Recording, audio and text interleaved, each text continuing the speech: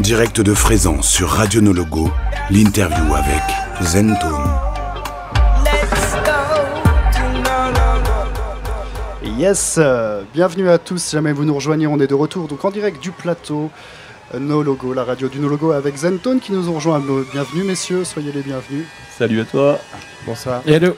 Alors nous avons Ragui à ma droite, Fabas pardon, à ma gauche et Joseph qui est là. Alors bienvenue, hein, je vous le répète. Alors l'idée de la formation Zentone, c'est Hytone et Zenzile. Est-ce que vous pouvez nous faire dans un premier temps, l'historique des groupes, s'il vous plaît? Allez, je commence par Hytone. Comment, pardon? Je commence par Hytone. Nous, on est de Lyon, de la Croix-Rousse. On fait partie de toute cette scène de groupe de dub qui a émergé fin des années 90, avec improvisateur dub, Zenzile, Hytone, Kali, Brain Damage. Voilà, tout ce début du dub en France, avec beaucoup de formations avec des groupes. Voilà, on est de la Croix-Rousse, on a monté un label qui s'appelle Jarring Effect. Il y a eu plein de groupes dessus, de dub et d'autres qui n'étaient pas que dub. Et puis voilà, on a la spécificité de mélanger un petit peu musique ethnique, sampling, et de un peu dépasser les frontières du reggae pur, strictly reggae. On fait du dub, mais on a beaucoup d'influence et surtout basse musique en fait, en réalité. Voilà. Qui veut enchaîner? Eh ben nous, on est Zenzile, on a apparu à peu près en même temps que Hytone, au milieu des années 90. Nous, on a un versant un peu plus, on est un peu issu de la punk reggae party. On a une danse un punk rocker dans Zenzile. On a mixé un peu toutes nos influences pour faire donc du dub instrumental depuis 30 ans bientôt. Ok, 30 ans, ouais. C'est pas rien hein, quand même. Et toi, Joseph, si jamais tu as quelque chose à rajouter, peut-être? Eh ben moi, je fais partie de la formation Zentone en live qui a commencé maintenant il y a un peu plus d'un an. J'ai participé en tant que chanteur au dernier album, Chapter 2, et ils m'ont proposé de les accompagner en tournée. Du coup, je fais partie de Zentone, moi. Après, je propose quand même que tu proposes un peu ton cadre plus général, peut-être de présenter le label et Dub Shepherd qui joue cet après-midi dans 1 heure là, à peu près. C'est vrai. On te situe. J'ai rencontré Fabas Stone par les Dub Masterclash qui ont commencé par le No Logo d'ailleurs, beaucoup avec ma formation Dub Shepherd et du coup c'est comme ça que la connexion s'est faite.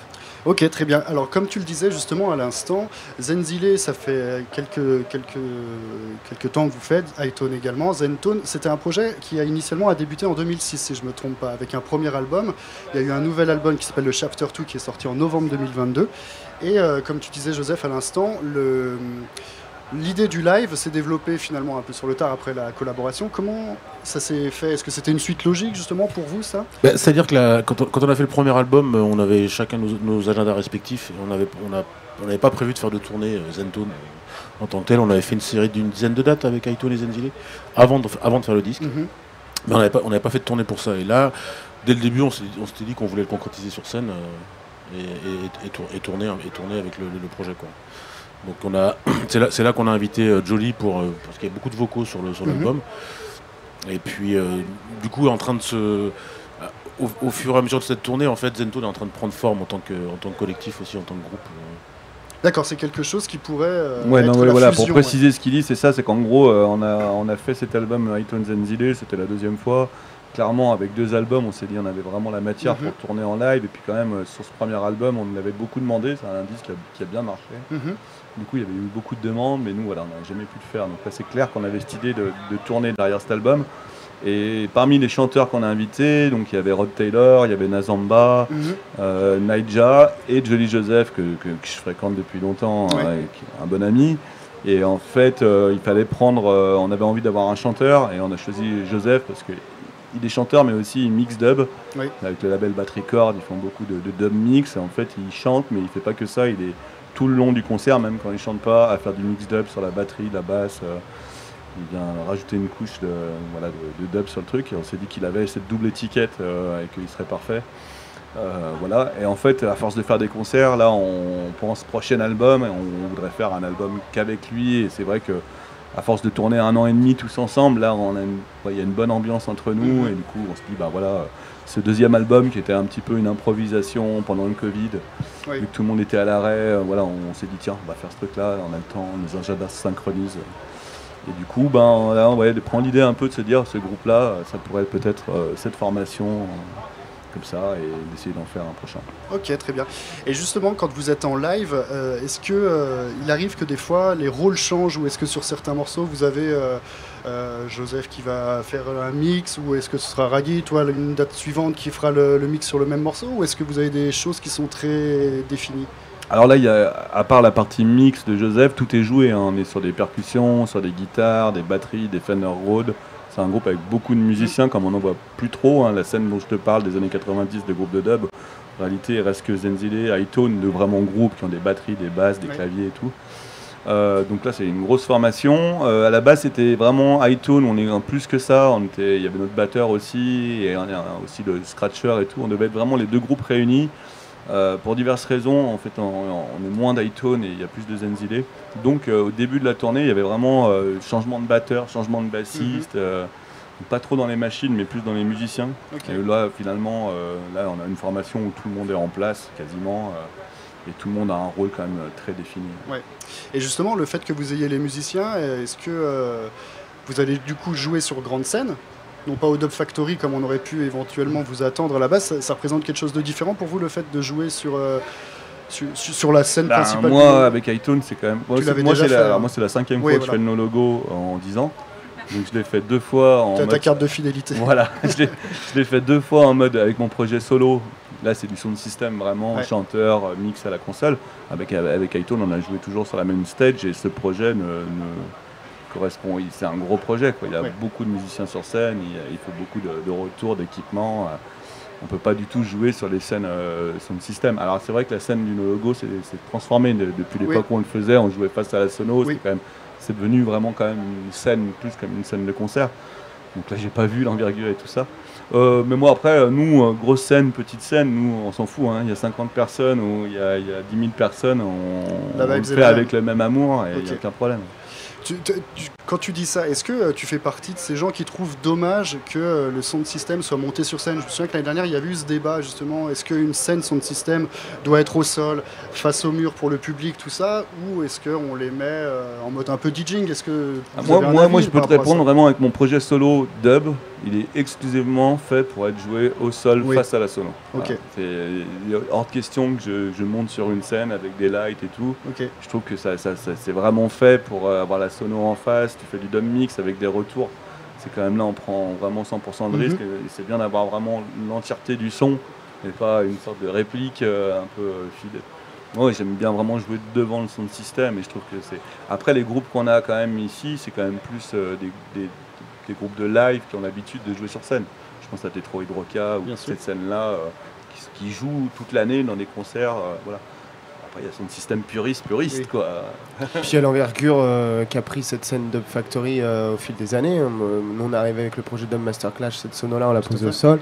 Et en fait, au fur et à mesure, moi j'ai été présent sur 4 éditions, c'était de plus en plus gros. Ça ne m'étonne pas qu'aujourd'hui, ça devienne une scène à part entière, parce qu'en fait, il y a un public. Ouais. Donc il faut de la place pour l'accueillir. Quand on est un festival de la taille du No Logo, on ne peut pas avoir une main stage où on met 10 000 personnes devant et un dub corner où tu accueilles 1000 pélos, c'est plus possible. Il y a 5000 personnes devant la Dub Factory maintenant, donc il faut de la... Forcément, ça demande une envergure différente, donc du coup, une scène. Ouais. Je pense que le public s'y trompe pas, on est sur un gros festival, donc la scène a une envergure différente. En tout cas, on vient parce qu'il y a 2 scènes, donc 2 répertoires différents.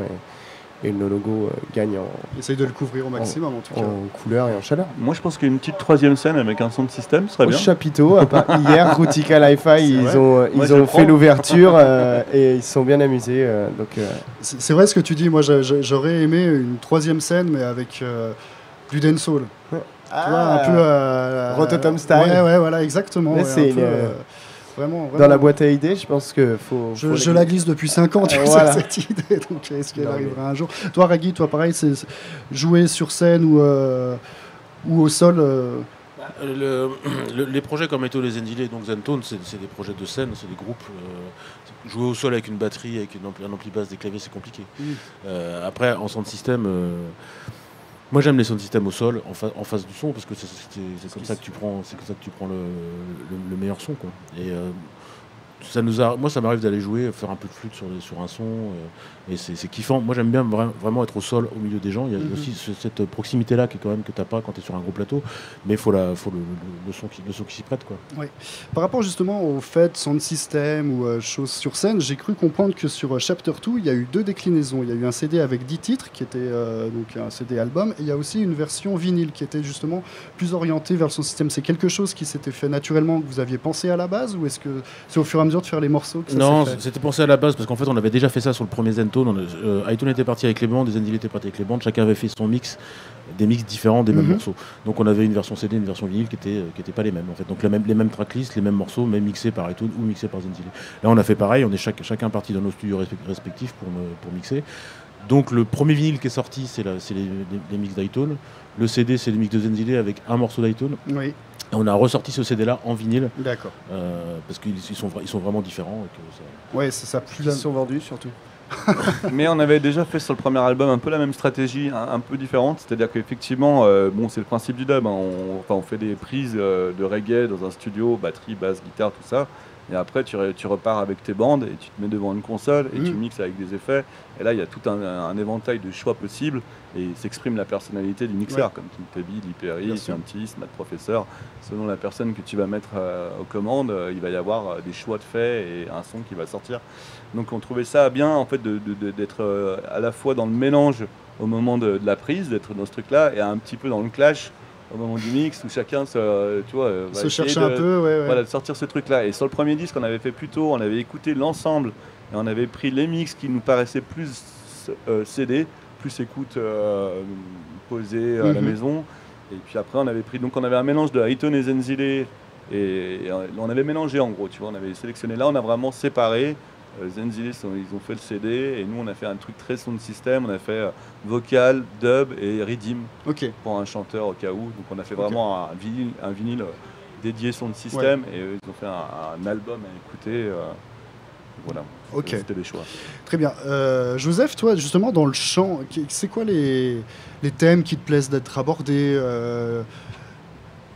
J'imagine que tu en as plus d'un, mais quelque chose qui te touche particulièrement en ce moment. Emmanuel est un fasciste de merde. Oui. Du coup, ça donne pas mal à parler finalement. Ouais. Le reggae, c'est une musique engagée et c'est d'abord par là qu'elle m'a touché. Donc voilà, à partir du moment où tu as un micro, tu peux porter un message. Et j'aime qu'il interroge la politique de notre temps, de notre période. Après, les meilleures chansons sont les chansons d'amour, donc il faut de tout. J'étais sûr que tu allais dire ça. Non, ça le définit bien. Il y a beaucoup de politique, beaucoup d'amour, pas trop de spiritualité. Hein, c'est ton avis. C'est mon avis. Très bien. Puis il y a du coup justement les autres collaborations avec les artistes, Nathan Mba, Rod Taylor, comme vous l'avez dit. Les collaborations, comment est-ce qu'elles se sont présentées au projet on a beaucoup utilisé des connexions d'iTone en fait pour les voix, parce que Naija c'est un Lyonnais aussi. Oui. Nazamba c'est la connexion d'OBF. Ouais. C'est Rico d'OBF qui a connecté avec lui. Voilà, c'est Dom le batteur d'iTone via Rico d'OBF, parce qu'on adore cet artiste et Rico a vraiment établi une relation, a fait un disque avec lui. Donc lui nous a fait la collection, puis pour les 3 autres c'était moi, Jolly je le connaissais déjà bien. Rod Taylor, ça s'est fait parce qu'il est venu, en fait, Rod Taylor, ça fait 20 ans qu'il habite, peut-être plus, même 30 ans, même en France, dans le sud, quoi. Et en fait, il avait beaucoup travaillé au début avec Kali Live Dub, qui est un peu un groupe de dub de Lyon, de la Croix-Rousse, vraiment de super potes, quoi, avec le sound system de Badict, donc toute une famille de la Croix-Rousse à faire du dub depuis le milieu des années 90. Et on avait rencontré Rod Taylor à Lyon, il était venu, il avait enregistré 3 morceaux avec Kali. Donc il nous connaissait, quoi, tu vois. On a pensé à lui, tout d'un coup, on s'est dit, tiens. Parce qu'on ne voulait pas forcément bosser qu'avec des gens loin, à distance. Donc Naija qui était sur Lyon, qui fait beaucoup de choses avec Alpha Stepa, des choses comme ça. Donc on avait rencontré sur Lyon, Jolly qui était mon pote. Et Rod Taylor, on s'est dit tiens, pour avoir un Jamaïcain, mais qui ne soit pas en Jamaïque, trop loin. Autant en Azamba, il y avait Rico, c'est important le contact, quoi, de ne pas appeler des gens à l'autre bout du monde que tu ne connais pas et travailler que sur un rapport de... Donc on savait qu'avec Rico, il assurait le truc avec la Zamba et que ça serait solide, quoi. Et puis le reste, on essayait de faire plus en local, quoi, pour voir les gens. Ça fait plusieurs fois que tu fais référence à la Croix-Rousse, c'est une véritable place forte en fait finalement dans le dub français. Qu'est-ce qui peut Comment ça peut s'expliquer? C'est comme Waterhouse, tu vois, en fait, à Kingston, c'est à la allez, pour faire très rapide, Lyon, c'est une ville quand même assez bourgeoise, tu vois, avec oui, j'ai habité là-bas, j'ai une idée, tu vois, avec une force un peu bourgeoise de droite, un peu comme ça. Mais en même temps, là, Croix-Rousse, c'est le quartier des ouvriers de la soie.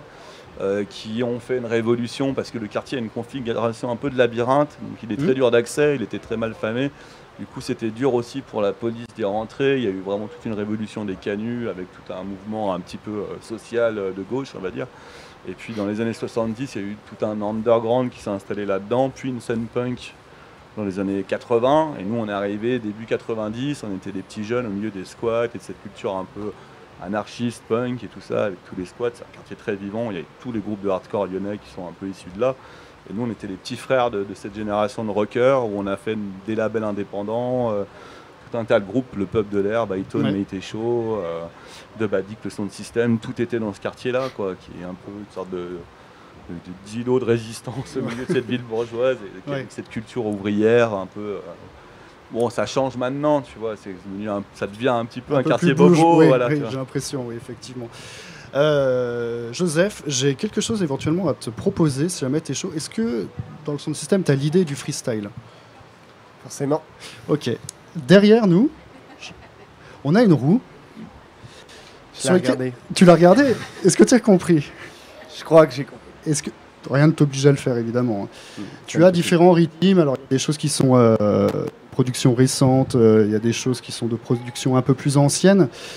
Si tu es chaud, tu peux faire tourner cette roue, l'instru on l'a, et si tu es chaud, tu peux kicker un freestyle dessus. Tu fais tourner la roue, mon Merci, j'avais trop envie. Je peux trouver un truc bien hard pour moi. Joker, tu peux en choisir un. In a struggle rhythm. Est-ce que tu as les deux côtés dans ton casque? J'ai les deux côtés dans mon casque. C'est super. Notre ami opérateur va t'envoyer la version.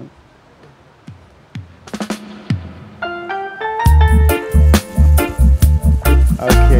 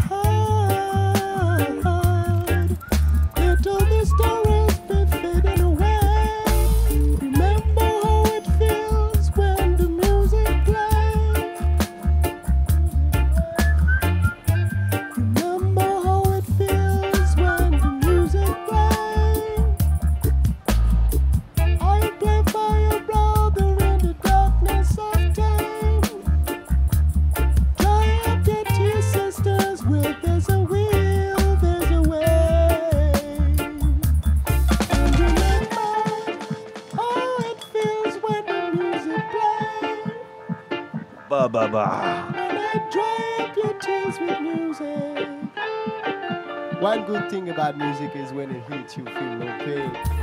Yes, merci beaucoup. Je regardais quand tu faisais ton freestyle. Frisson, hein. T'es bien chaussé pour le son de système. Hein. Ouais. Il a une classe incroyable. C'est vrai. Merci messieurs, merci beaucoup. On vous retrouvera donc sur la grande scène un peu plus tard sur sur la soirée. Je retire ce que j'ai dit, c'était un peu mystique quand même. Hein. Un peu spirituel. Merci messieurs, on va repartir avec la musique et puis on revient dans quelques instants avec d'autres interviews. Merci à tous. Courage à vous, parce que c'est bien bon. We are